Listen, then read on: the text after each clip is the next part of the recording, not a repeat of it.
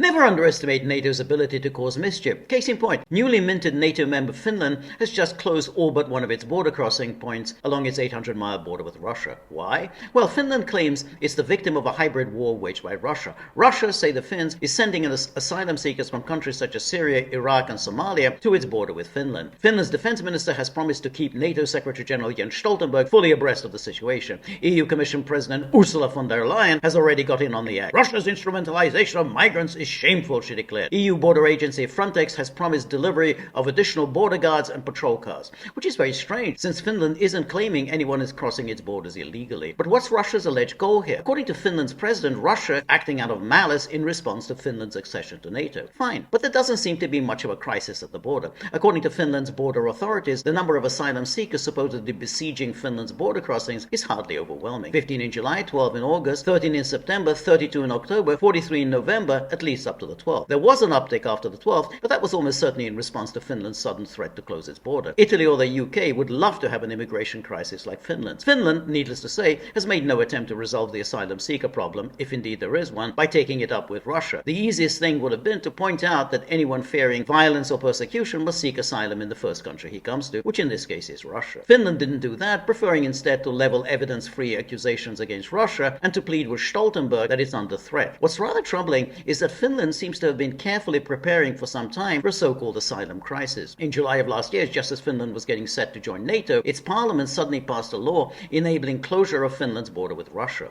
According to the legislation, such closure might be necessary as protection against so-called hybrid attacks. An example of such an attack was, quote, instrumentalization of migration by a state. And lo and behold, that's what Finland claims it's now enduring. But this is absurd. If Russia really were using migrants to pressure Finland, why are there no migrants protesting the border closure? Why hasn't a single asylum seeker shown up at the one border crossing that's still open? For 78 years, there were no problems on Finland's eastern border. Then Finland and NATO colluded to transform the country into an anti-Russia of the north, a state within shouting distance of St. Petersburg, Murmansk, and the strategically vital Barents and White Seas. And now we have a manufactured border crisis, likely to be the first of many.